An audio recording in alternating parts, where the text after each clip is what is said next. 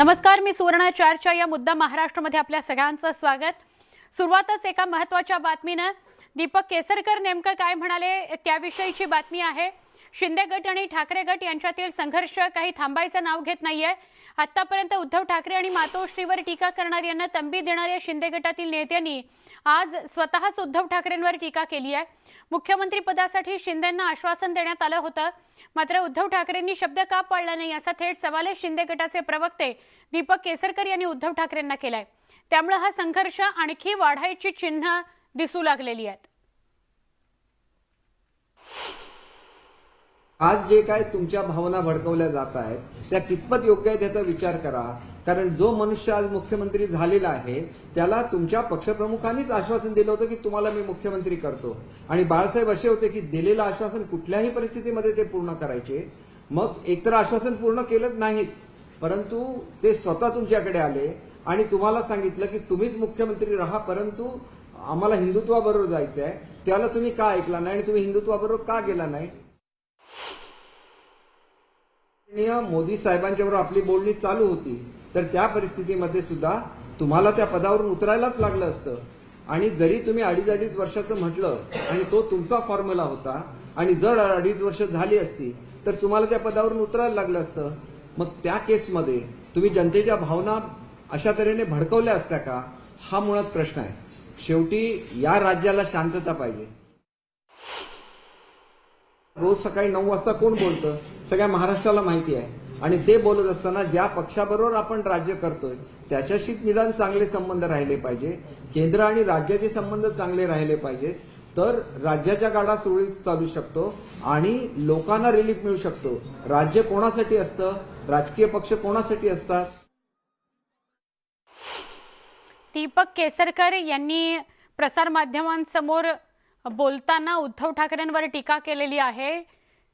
एकनाथ शिंदेंना मुख्यमंत्री बनवू असं आश्वासन दिलं होतं, मग का त्यांना मुख्यमंत्री बनवलं नाही असा सवाल थेट उद्धव ठाकरेंनाच दीपक केसरकरांनी केलाय। जनतेची दिशाभूल करण्याचं काम शिवसेना करते आहे, वक्तव्य तशी केली जात आहेत, मात्र ते खरं नाही। अजून काय म्हणाले बघूयात। आज तुम्ही दिसायला लागला मुंबईमध्ये, आज तुम्ही शाखामध्ये जायला लागला। कालपर्यंत हे कुठे फिरत नव्हते। हे जे युवा सेनेचे प्रमुख होते, मी त्यांचं नाव नाही घेणार, मला त्यांच्याबद्दल आदर आहे, लोकांना दिसत सुद्धा नव्हते। 7व्या मजल्यावर त्यांचं ऑफिस आहे, किती काळ ते आपल्या ऑफिसमध्ये गेले, किती काळ ते लोकांना भेटले, याचं उत्तर सुद्धा त्यांना लोकांना द्यायला लागेल। आमच्या आमदारांना ज्यावेळेला तुम्ही जाऊन चिडवता, त्यांच्या विरोधामध्ये लोकांना उठवता, त्यावेळेला तुम्हाला हे साधं उत्तर देणं अपेक्षित आहे की त्यावेळेला तुम्ही किती शिवसैनिकांना भेटला, त्यावेळेला तुम्ही महाराष्ट्राच्या किती जनतेला भेटला, याचं सुद्धा उत्तर मिळालं पाहिजे। शिंदे गटाच्या बंडानंतर शिवसेनेचा रोजचा दिवस उजाडतो तो नव्या धक्क्यानंच। आज शिवसेनेचे अर्जुन खोतकर त्यांना सोडून गेल्याची माहिती मिळतेय। शिवसेनेला सोडून गेले असं कळतंय। माजी मंत्री अर्जुन खोतकर यांनी दिल्लीत एकनाथ शिंदेंची भेट घेतली। ही सदिच्छा भेट आहे असं खोतकर सांगत असले तरी त्यांनी शिंदे गटाला पाठिंबा दिल्याचा दावा करण्यात येतोय। या भेटीवेळी केंद्रीय राज्यमंत्री रावसाहेब दानवे देखील उपस्थित होते। दरम्यान शिंदे गटातील प्रवेशाला खोतकरांनी मात्र दुजोरा दिलेला नाही। शिवसेनेचे नेते आणि माजी मंत्री अर्जुन खोतकर माझ्यासोबत सर, आपलं स्वागत आहे न्यूज 18 लोकमतमध्ये। आपण सर दिल्लीत आहात, गेल्या 1 आठवड्यापासून विविध नेत्यांच्या भेटी घेतात, काय प्रमुख उद्देश आहे? मी नेत्यांच्या भेटीसाठी आलेलोच नाही, मी आलो माझ्या वैयक्तिक कामासाठी। आणि तुम्हाला कल्पना आहे की माझं काम कोणत्या स्वरूपाचं आहे, मी कोणत्या स्वरूपाने दिल्लीमध्ये थांबून आहे। मला काही लॉ फर्म्स या ठिकाणी एंगेज करायच्या होत्या, त्या संदर्भात माझे वकील वगैरे घेऊन मी या ठिकाणी आलेलो आहे। आणि त्या अनुषंगाने इथं मागच्या आठवड्यात बी होतो, याही आठवड्यात आहे। आणि योगायोग आहे की आज माननीय मुख्यमंत्री महोदयाची भेट झालेली, आज माननीय महामहिम राष्ट्रपती महोदयांचा शपथविधी होता, आणि त्यानिमित्ताने सर्वच होते या ठिकाणी। त्याचे काहीतरी वेगळे अर्थ या ठिकाणी काढले जातात, पण तो मुख्यमंत्र्याला भेटणं काही गरज नाही।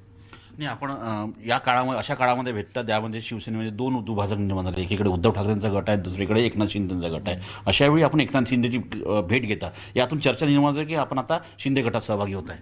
नाही, भेट घेणं म्हणजे सामील होणं अशातला भाग नाही।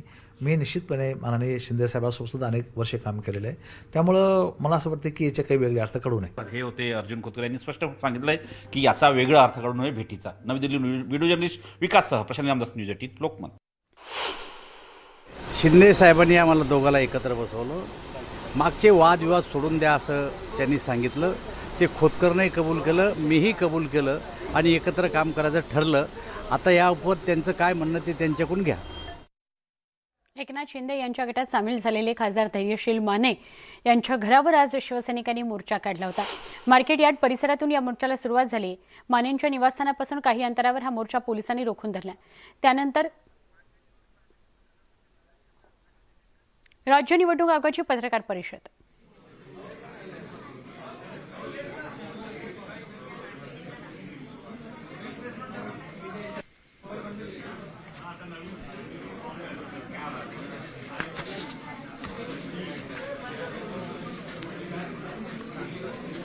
राज्य निवडणूक आयोगाची पत्रकार परिषद होते आहे. निवडणुकांसंदर्भात ते बोलतील का इतर काही महत्त्वाचे मुद्दे आहेत याचा उलगडा काही क्षणात होईल. खरं तर राज्य निवडणूक आयोगाची पत्रकार परिषद फार फार महत्त्वाची आहे, कारण अनेक विषय आहेत राज्य निवडणूक आयोगामध्ये ज्याच्या विषयीची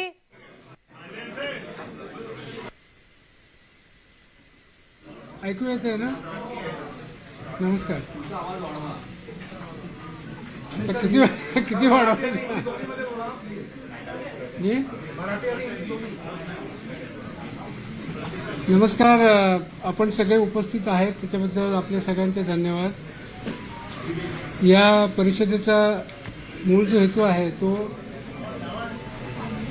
इलेक्शन कायद्यामध्ये जे महत्त्वाचे बदल झालेले आहेत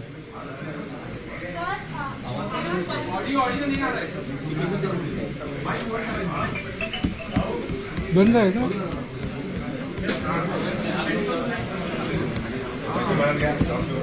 नाही.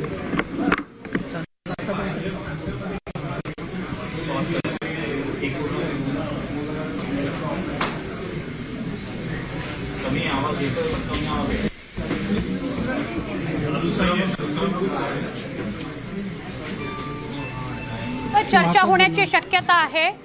काही क्षणात बोलायला सुरुवात करतील प्रतिनिधी. राज्य निवडणूक आयोगाचे अधिकारी प्रतिनिधी आहेत हे जे कायद्यासंदर्भात बदललेल्या कायद्यासंदर्भात कदाचित माहिती देत आहेत. जी पत्रकार परिषद आहे त्याच्यामध्ये जो मुख्य हेतू आहे माझा की तो निवडणूक कायद्यामध्ये जे अलीकडे मोठे असून गेलेला आहे. तुम्हाला एक अधिकची माहिती देतो की अतिवृष्टी सुरू झाल्यापासून कित्येक भागामध्ये शेतकऱ्यांच्या आत्महत्या वाढलेल्या आहेत.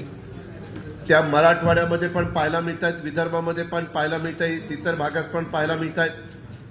हे अतिशय ह्या सरकारच्या दृष्टीनं ती शरमेची बाब आहे.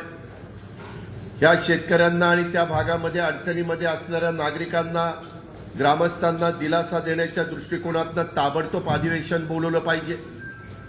खरं तर आपल्याला सगळ्यांना माहिती आहे की पावसाळी अधिवेशन आम्ही लोक सरकारमध्ये असताना उद्धव ठाकरे साहेबांच्या नेतृत्वाखाली 18 तारखेला ठरलेलं होतं. परंतु काही राजकीय घडामोडी घडल्या. 18चं 25ला घेणार म्हणून सांगितलेलं होतं, म्हणजे आजच 25 तारीख आहे, परंतु 25लाही घेतलं नाही. आता म्हणतात की ऑगस्टच्या पहिल्या आठवड्यात घ्यायचंय. कानावर बातम्या अशा येतात की मुख्यमंत्री पण दौरा आता काढणार आहेत, कुठं नाशिकमध्ये, कुठं कुठल्या भागात. मुख्यमंत्र्यांनी कुठं दौरा काढावा हा त्यांचा वैयक्तिक अधिकार आहे. पण ह्या सगळ्या महाराष्ट्रामध्ये अडचणीत असणाऱ्या माझ्या शेतकऱ्यांना, आमच्या तिथल्या ग्रामस्थांना, नागरिकांना, तिथं जे लोकप्रतिनिधी आहेत, भले कुठल्याही पक्षाचे आमदार असू द्या, त्यांना तिथं फिरल्यानंतर, पाहणी केल्यानंतर जे काही निदर्शनास आलंय, पाहायला मिळालेलं आहे, ते मांडण्याचं एकमेव महत्वाचं माध्यम म्हणजे ते विधिमंडळ आहे. वेगवेगळ्या आयुधाचा वापर करून आपले आपले प्रश्न तिथं मांडता येतात. परंतु हे सरकार मात्र अधिवेशनच घेत नाही. आता एवढं जर तुम्हाला बहुमत आहे तर अधिवेशन घ्यायला तुम्हाला कुणी अडवलंय? तुम्हाला मंत्रिमंडळाचा विस्तार करायला अडवलंय कुणी? ह्याच्याबद्दलचं पण उत्तर त्यांनी दिलं पाहिजे. आपण जर बघितलं तर राज्यात झालेल्या नुकसानीची गंभीरता या करता मी एक पत्र देखील तयार केलं मधल्या काळामध्ये. आम्ही सगळ्यांनी, मग त्याच्यामध्ये मी होतो, जयंत पाटील होते, हसन मुश्रीफ होते, धनंजय मुंडे होते, जितेंद्र आव्हाड होते, भुजबळ साहेब होते आणि दिलीप वळसे पाटील होते. ज्या दिवशी राष्ट्रपती महोदयांचं उमेदवारांचं मतदान होतं त्याही वेळेस आम्ही त्या दोघांना भेटून लोकशाही मार्गाने विरोधी पक्षाच्या वतीनं भूमिका मांडली आणि याच्यात तातडीनं लक्ष घाला म्हणून सांगितलं. आणि आज पण मी मुख्यमंत्र्यांना विरोधी पक्षनेता या नात्याने आमच्याकडनं पत्र दिलेलं आहे. विदर्भ, मराठवाडा आणि राज्याच्या इतर भागात झालेल्या अतिवृष्टीमुळे ओला दुष्काळ जाहीर करा, कारण ती गरज आहे. आज धरणांची परिस्थिती बऱ्यापैकी सुधारलेली आहे. पत्रकार मित्रांनो, मी पण महाराष्ट्रामध्ये अनेक वर्ष सरकारमध्ये काम केलंय, विरोधी पक्षात काम केलंय. इतक्या जुलै महिन्यातच धरणांची पाण्याची परिस्थिती सुधारलेली कधी पाहायला मिळाली नाही. आपल्याकडे नेहमी ऑगस्टमध्ये परिस्थिती सुधारते. आज उजनी धरण जे कधी जुलैमध्ये भरत नाही, 65% झाले उजनी धरण. वरचं वरसगाव, पानशेत, खडकवासला, टेमघर, चासकामान, भामा आसखेड, कुकडीची आणि घोड धरण ही सगळी धरणं त्या ठिकाणी ओव्हरफ्लो होतील का काय अशा प्रकारची परिस्थिती, काही ओव्हरफ्लो झाली. तीच गोष्ट तिकडच्या बाजूला देखील आमच्या कोयनेच्या वरच्या भागामध्ये पाऊस पडत असल्यामुळं कोयनेचं पाणी तर वीज निर्मिती करता आम्ही मागच्या वेळेस काढून घेतलं होतं, पाणी बरंच कमी केलेलं होतं, परंतु ती पण भरून निघाली. एवढं पाणी कोयनेच्या परिसरामध्ये त्या ठिकाणी आलेलं आहे. एक गोष्ट चांगली झाली, आमचं चिपळूण, महाड या भागामध्ये पाऊस पडल्यानंतर मोठ्या प्रमाणावर शहरं पाण्याखाली जायची. मी तिथले आमचे शेखर निकम, आदिती तटकरे ह्या सगळ्यांशी संपर्क साधून, काही कार्यकर्त्यांशी संपर्क साधून ह्यावेळेस मात्र नदीचा गाळ काढल्यामुळं पाण्याचा फुगवटा हा इतका वाढला नाही. आता राहिलेलं पण जो गाळ आहे तोही आपल्याला पावसाळा संपल्यानंतर काढण्याच्या करता आम्ही आग्रही भूमिका त्या सरकारच्या समोर मांडणार आहे आणि त्या पद्धतीनं त्यावेळेस त्याचीही पण मागणी आम्ही करू. त्याचबरोबर हे जे काही पाऊस पडतोय, मी पण काही भागात पाहणी केलेली आहे, अजूनही काही भागामध्ये पाहणी करण्याच्या करता मी आणि माझे काही सहकारी जाणार आहोत. सततच्या पावसामुळे पंचनामे अजूनपर्यंत होऊ शकले नाही. पूर्वीच या दोन्ही विभागामध्ये शेतकरी अडचणीत आहे आणि त्याच्यातनं शेतकऱ्यांना कुठल्याही प्रकारचा दिलासा मिळत नाही. त्याच्यामुळे तातडीनं दिलासा देण्याच्या दृष्टिकोनातनं ओला दुष्काळ जाहीर केला पाहिजे, त्याला तिथं मदत त्या ठिकाणी दिली गेली पाहिजे आणि नेहमीच्या एसडीआरएफच्या नॉर्म्स आहेत त्याप्रमाणे मदत करून चालणार नाही. मागे तोक्ते वादळ आलं, चक्रीवादळ किंवा वेगवेगळ्या निसर्ग चक्रीवादळ आलं किंवा मागे अशाच प्रकारची अतिवृष्टी गेल्या वर्षी ह्या काळामध्ये झाली, त्यावेळेस जे काही एसडीआरएफचे नॉर्म्स आहेत ते बाजूला ठेवून त्याच्या 2.5 तिप्पट अशा पद्धतीनं मदत त्यावेळेसच्या सरकारने त्या ठिकाणी केली आणि त्या अडचणीतल्या शेतकऱ्याला बाहेर काढण्याच्या करता पुढाकार घेतलेला होता.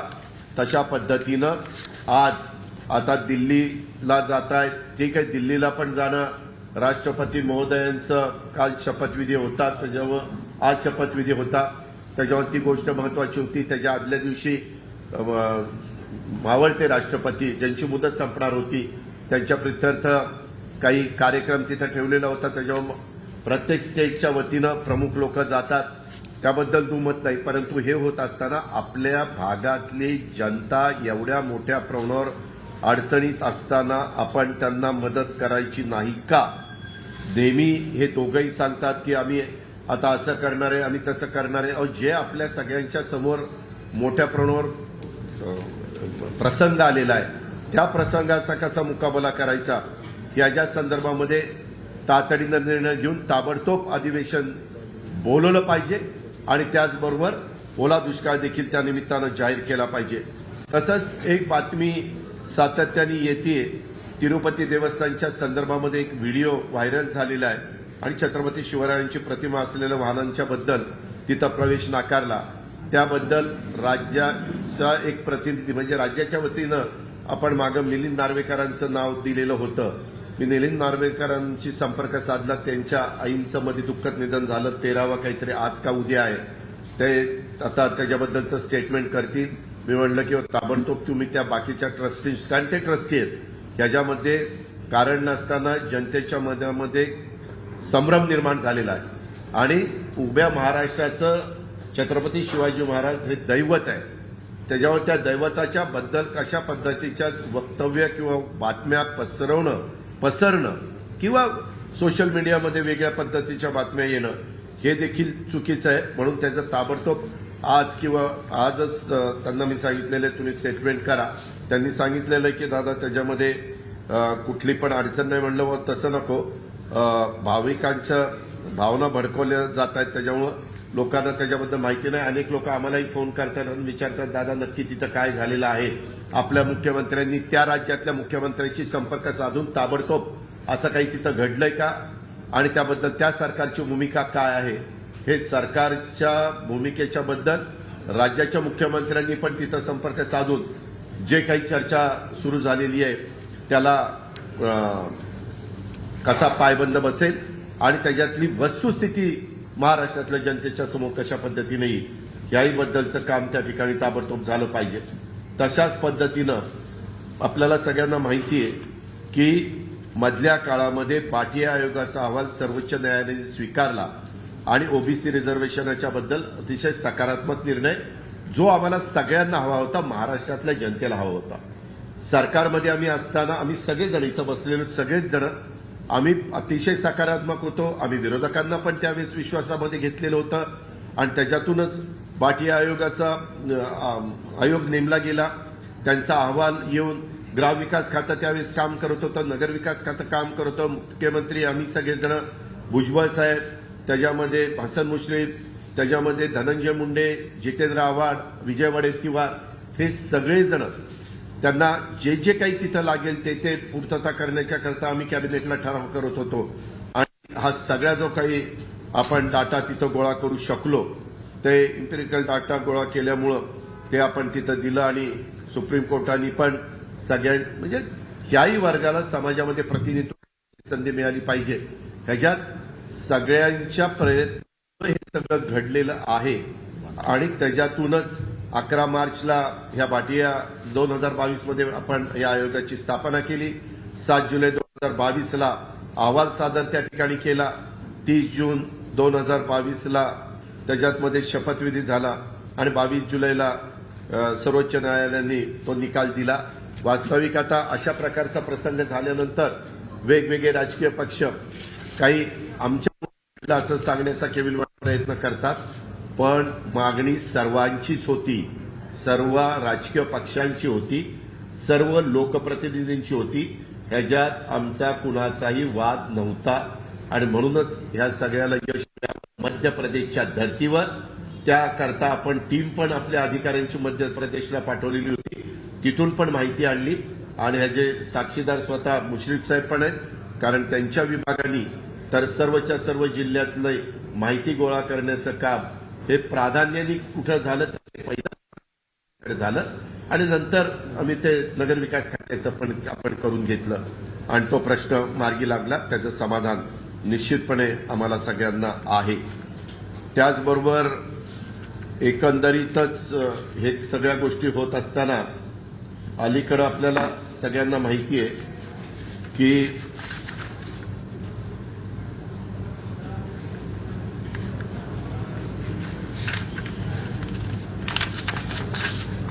सध्या जे अजूनही हवामान खात्याचे तर अंदाज असेच चुकायला लागले, तर त्याच्याबद्दल आम्ही सगळे सभागृहात बोलू. पण सांगितलेलं होतं 4 दिवस रेड अलर्ट. कशाचा रेड अलर्ट? कुठं पाऊस पण पडेना, काही पडेना, होतंय काय? त्यांनी रेड अलर्ट दिला की त्या त्या भागातले जिल्हाधिकारी हे शाळांना देत आहेत सुट्ट्या. पुण्याचंच उदाहरण, पिंपरी चिंचवडचंच उदाहरण घ्यायचं झालं तर 2-3 दिवस दिल्या सुट्ट्या. पाऊस तर पडला नाही. पालक पण चिंतेत आहेत. पालक म्हणतात तर एक तर मागे 2 वर्ष कोरोना होता त्यावेळेस व्यवस्थितपणे शाळा भरल्या गेल्या नाही आणि आता पाऊस येणार, अतिवृष्टी होणार, रस्ते तुंबणार, पाणी तिथं थांबणार आणि म्हणून सुट्ट्या द्यायच्या. हवामान खात्याच्या करता काय केंद्राने खर्च करायचा तो करावा, राज्याने काय खर्च करायचा तो करावा, त्याला आम्ही सगळे पाठिंबा देऊ. परंतु इतके अॅक्युरेट हवामान खात्याचा अंदाज मिळाला पाहिजे. पत्रकार मित्रांनो, आपण जर परदेशात कधी गेलो तर लंडनला जर फिरत 25 तारखेला 4 वाजता पाऊस पडणार आहे, त्यावेळेस 4च्या दरम्यान जे बाहेर जातात ते छत्र्या घेऊन जातात, रेनकोट घेऊन जातात आणि तेव्हा पाऊस पडतो. हे आपलं तर उलटच झालं. ते हवामान खात्याने सांगितलं की ते पडतच नाही.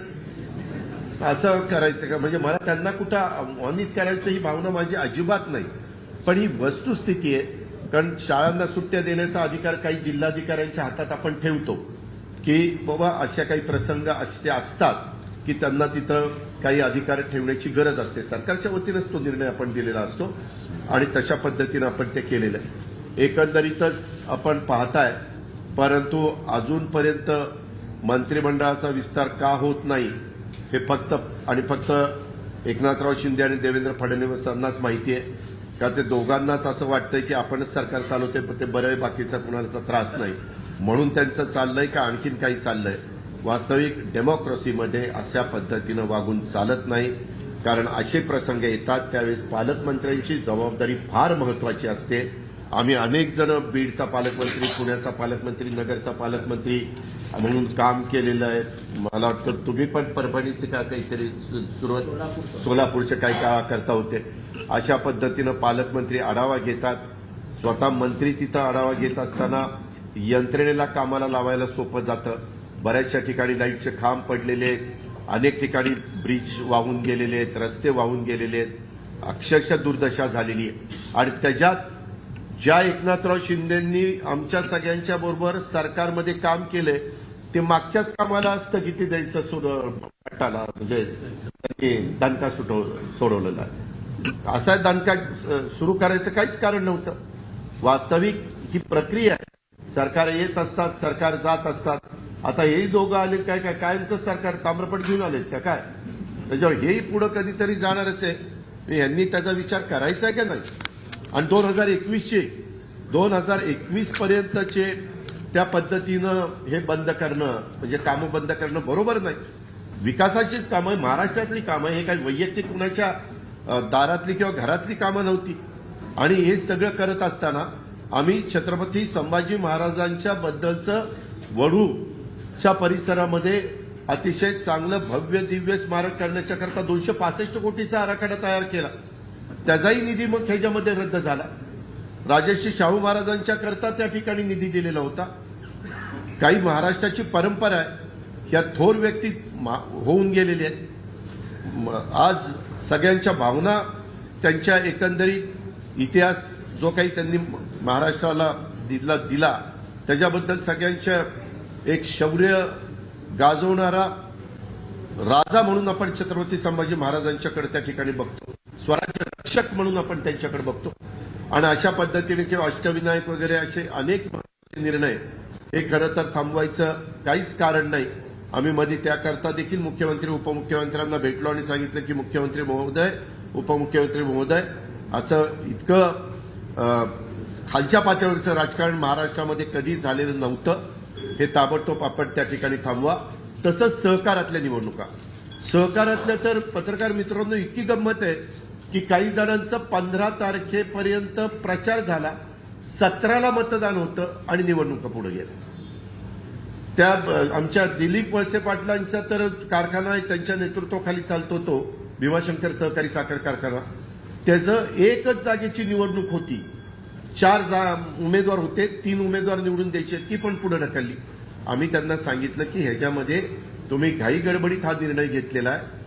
निवडणूक प्रक्रिया चालू असणारे संस्थांच्या निवडणुका चालू ठेवा आणि ज्या प्रक्रिया चालू त्या मात्र निवडणुका तुम्हाला सप्टेंबर एंड पर्यंत पुढे ढकलायच्या असेल तर आमचं काही ना नाही.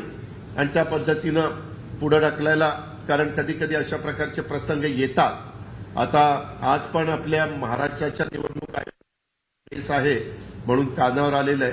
आता ते पण ओबीसीचा मुद्दा निघालेला असल्यामुळं निघालेला असल्यामुळं काही भागामध्ये मात्र प्रश्न येणार आहे. साधारण नंदुरबारमध्ये येईल, गडचिरोलीमध्ये येईल, जिथं 50% पेक्षा जास्त एसटीचं आरक्षण आहे तिथं तर सुप्रीम कोर्टाच्या डायरेक्शन आहे की तुम्हाला तिथं देता येणार नाही. कारण त्यांनी आरक्षणाची जी काही मर्यादा आहे ती 50%च टाकलेली आहे. जिथं 27% आहे तिथं आपल्याला 23% देता येतील. म्हणजे ते आता होईलच सुप्रीम कोर्टाने सांगितल्यामुळं. आणि आमची पण तशाच पद्धतीनं मागणी आहे आणि ह्या पद्धतीनं एकंदरीत गोष्टी चाललेल्या आहेत. हे आपल्या सगळ्यांच्या लक्षामध्ये आणून द्यायच्या होत्या. परंतु ताबडतोब अधिवेशन बोलवलं गेलं पाहिजे. आणि ओला दुष्काळ त्या ठिकाणी जाहीर झाला पाहिजे आणि त्या अडचणीतल्या माणसाला पुन्हा ताठमानेने जगण्याच्या करता जे काही त्यांना आर्थिक मदत पाहिजे असेल, मदत देण्याची गरज असेल, बियाणं देण्याची गरज असेल, रोपं देण्याची गरज असेल, ते पण कृषी विभागाने ताबडतोब त्या ठिकाणी केलं पाहिजे, सरकारने ताबडतोब केलं पाहिजे. दादा, असं कुठे वाटतं का की कोर्टामध्ये मॅटर पेंडिंग आहे, 1 तारखेला सुनावणी आहे म्हणून मंत्रिमंडळ विस्तार होत नाही का? राजकीय कारण आहे त्याच्यामागे असं वाटतं? तसं काही वाटत नाही. ह्यांच्या दोघांच्या हातात जास्त काही दिसतच नाही. ह्यांना दिल्लीमध्ये जाऊन तिकडनं जोपर्यंत हिरवा झेंडा मिळत नाही तोपर्यंत हे काही करू शकत नाही असं साधारण चित्र दिसतंय. पण चंद्रकांत दादा तर म्हणतात की आम्ही मनावर दगड ठेवून त्यांना मुख्यमंत्री केलं एकनाथ शिंदेंना. आता कशावर दगड ठेवला ते त्यांचं त्यांनाच माहिती. फक्त मी आज त्या विषयावर जास्त बोलत नाही कारण त्यांच्या आईंचं दुःखद निधन झालेलं आहे. मी त्याच्याबद्दल भावपूर्ण श्रद्धांजली अर्पण करतो. आम्ही सगळेच जण त्यांच्या दुःखामध्ये सहभागी आहोत.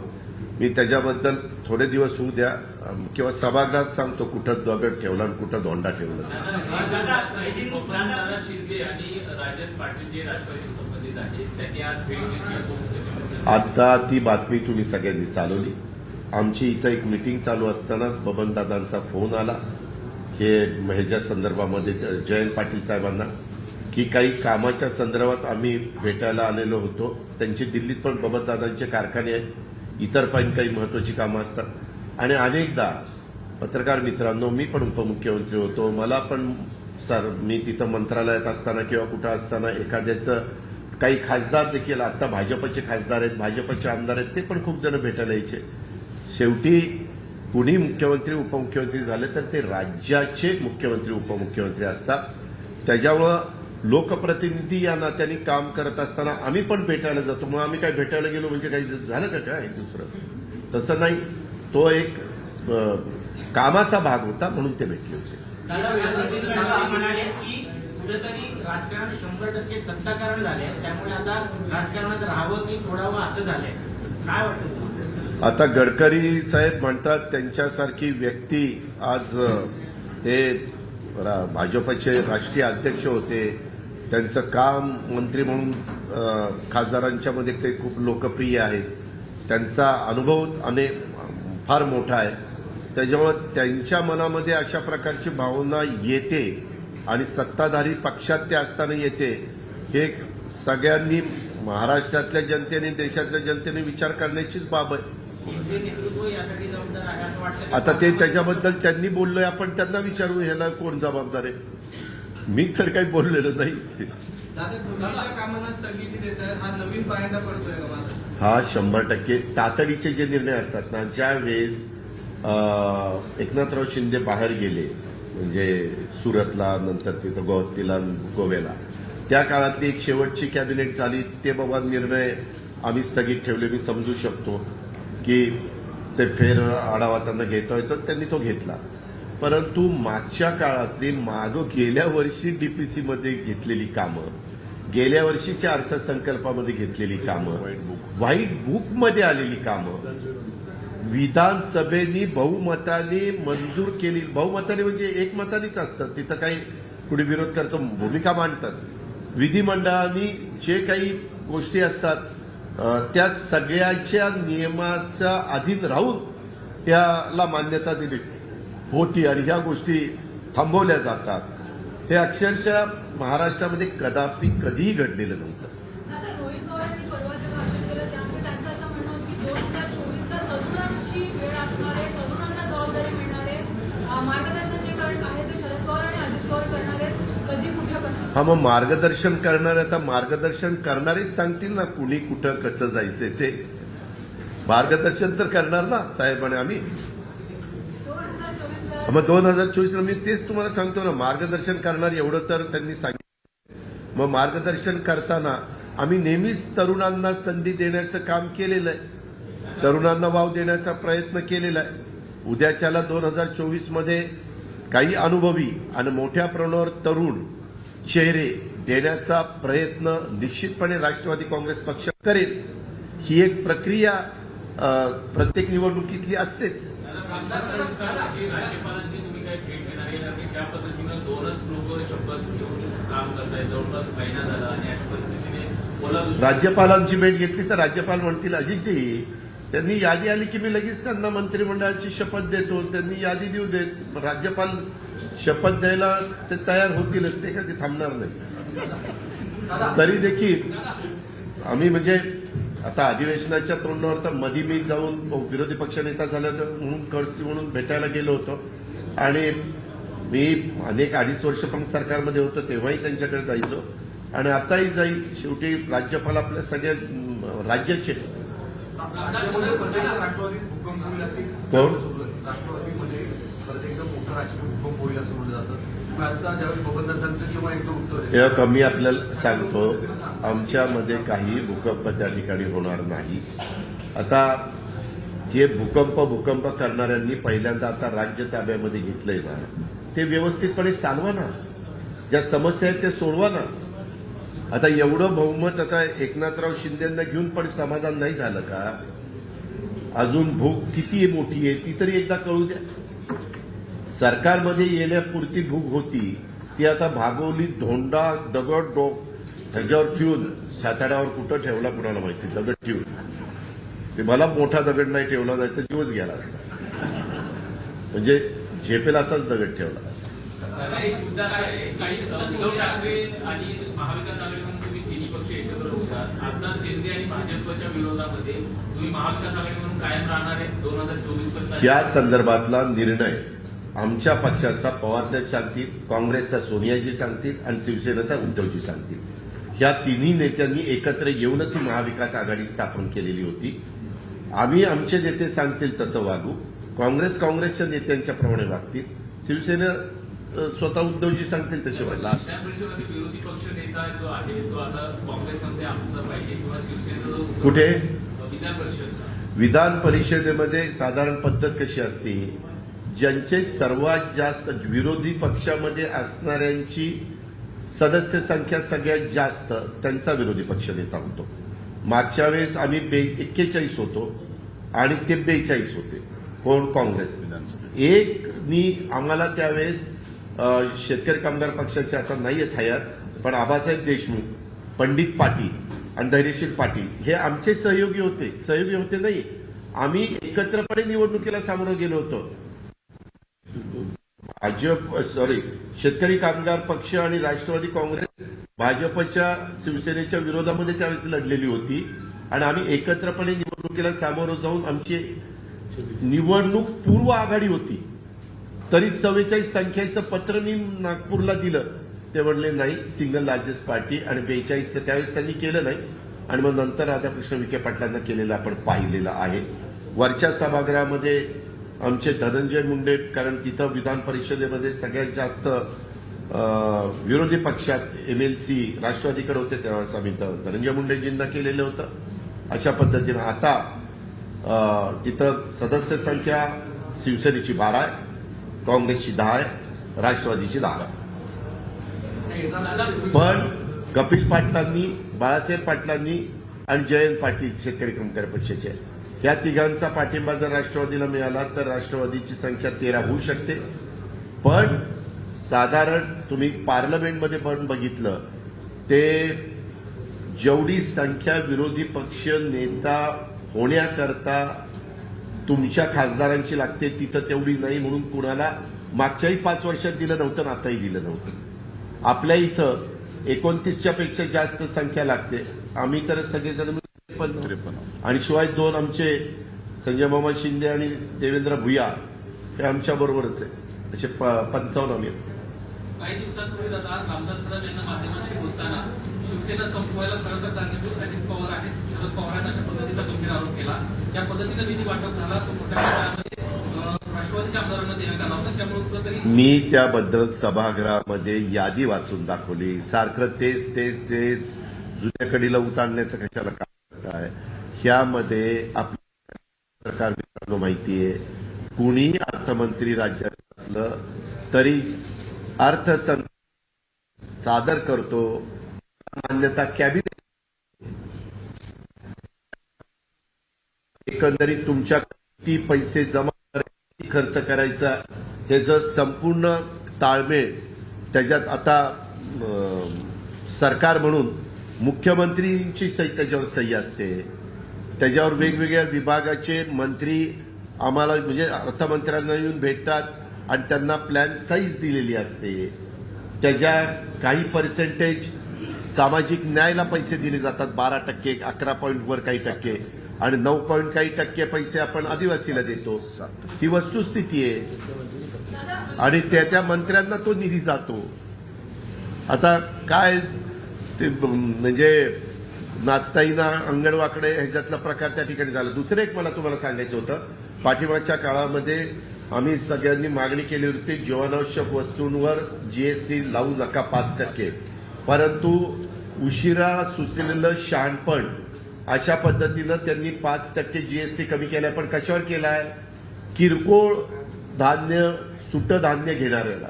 आता आम्ही तिघं चौघही दुकानात एका गेलो आणि मी सुटा गहू घेतला, यांनी सुकी ज्वारी घेतली, त्यांनी पॅकिंग केलेलं 5 किलोचं घेतलं आणि त्यांनी पॅकिंग केलेलं 7 किलोचं घेतलं. कोण हिशोब ठेवणार आहे की पॅकिंग केलेलं आहे का सुटा आहे का काय? वास्तविक जीवनावश्यक वस्तू पॅकिंगच्या असू नाही तर कशाच्याही असू, त्याबद्दल खरं तर संपूर्ण जीएसटी काढला गेला पाहिजे. आम्ही आमच्या खासदारांना सुप्रिया सुळे, आमचे डॉक्टर अमोल कोल्हे, आमचे सुनील तटकरे आणि श्रीनिवास पाटील यांना सगळ्यांना सांगितलेलं आहे तुम्ही तशा पद्धतीनं तिथं मागणी करा. आणि आज तुम्ही पहा, दुग्धजन्य दुधावर प्रक्रिया करून म्हणजे चितळे असतील, वारणा असेल, अमूल असेल, गोकुळ असेल, हे सगळेजण जे बाय प्रॉडक्ट तयार करतात त्याला 5% जीएसटी लावल्यामुळे ह्या सगळ्याच्या किमती वाढल्या.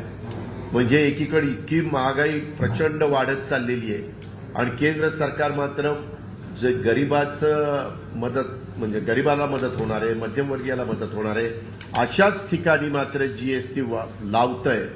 हे दुर्दैव आहे. ही गरिबांची थट्टा आहे, ही गरिबांची चेष्टा आहे. ही कुठेतरी थांबवा आणि महागाई कमी करा आणि सर्वसामान्य माणसाला नीटपणे जगता येईल अशा प्रकारची परिस्थिती ही केंद्राने निर्माण करावी आणि तशा पद्धतीने जीएसटीवर देखील बंधन आणावं. थँक्यू.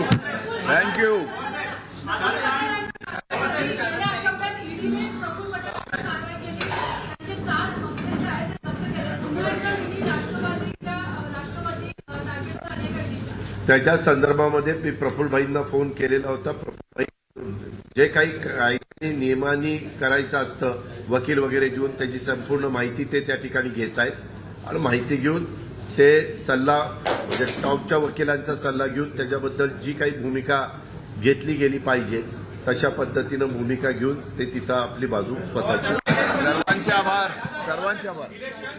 विरोधी पक्षनेते अजित पवार यांची पत्रकार परिषद सुरू होती.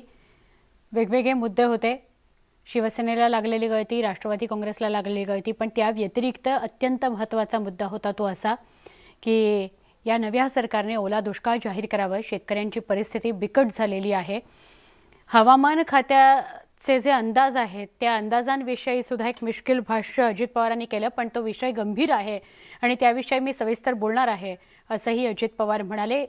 एक छोटासा ब्रेक, अजून काही बातम्यांसह काही क्षणात पुन्हा भेटूया. पहा फक्त न्यूज 18 लोकमत.